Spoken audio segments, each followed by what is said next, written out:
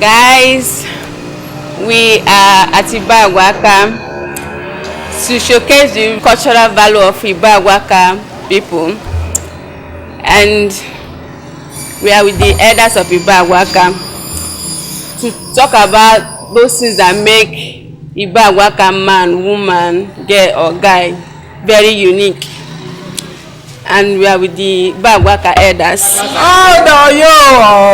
Yo be Ibagwa-Aka mezugo keziri agidigbo. Agidigbo jerija kaneze no nwuburu mo ka dina ka kwagara onwu. Ezigidi ke bu kwezi agbata ngbara ogwo no bo kwere no.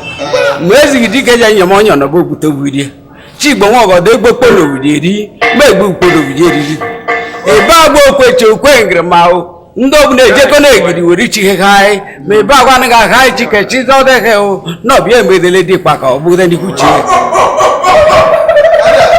bote agwa da gba mo za gba mo okuku eto yi ebe agwa o ti kari ma mo okuku eta egbu go onyo ko brishi ku mo gbo sinu chede chenye be horere no brishi na ye nwe go gbe chike go yazo tete kele ka bia ani ga du modiri o ma bia na ebe ba ani ga du motutiri shi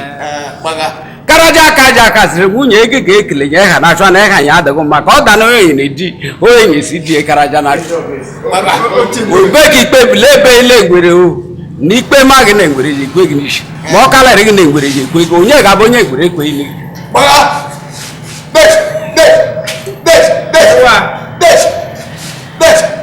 anyị ejedebe mmadụ nwa oyibo n'ichi nwata ma na-agọ mmegbu igbo m asị oke piote ma nwunye piote na ọ bụ onye ji ọna na-epiotele anyị isi mmadụ nwa oyibo mgbe ọ bụ onye ke nọ m onye nọ onye ji ọna ga-echikwa mewe eji abịa ọkụ ezi ibe awa okpokoro ibe nwadị anyị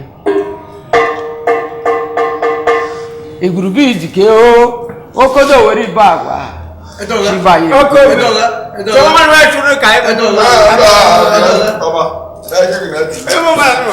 ọnụ mọ̀wéjì náà bèrè gbé kó tẹ́ ní òkè wọn ọjà ń gun wà lójú ìgbò òkè wọn àtàmà náà dì máa ń òkè náà ṣìbẹ́ ńdọ́ láyé ugbò kàjìbá máa yìí ní òṣèré dógbò ṣìbẹ́ náà pẹ̀lú máa jẹ́ láti mẹ́rin kẹ̀mú ikú bí i pàdé náà ekoro ebiri ọba ebiri kede o n'oge akọja kedi merinye o n'ọbụ na ọkata dịgo oho meri di o n'ọbụ na ọkara oyi na oyi gbaliko da nwa dị ediliri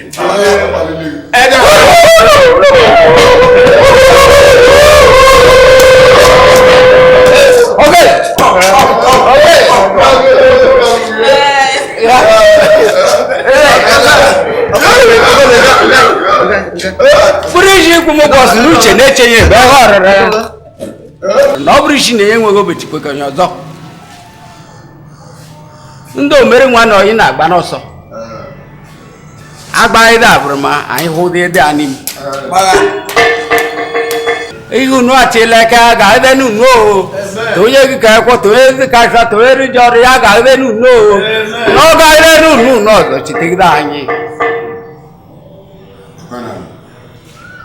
na-asị na ịgbaga anaghị ala elu ama ekele gị abụ egbughị ọnwụ echi megidere agụ ụmụ anụmanụ gị na-eheli ma ụmụ anụmanụ amaghị na echi abụlaghị ọnwụ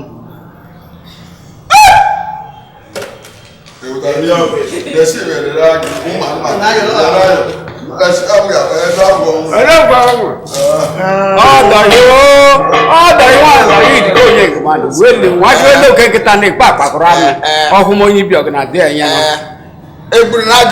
ndọbụ idike onye gụmanụ welu nwanne nna ha chinere n'ụfụma chibendo oke merighị echi ma apata chọọ parị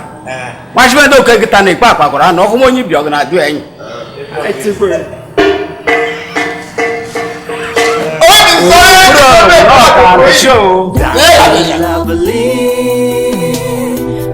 is beautiful.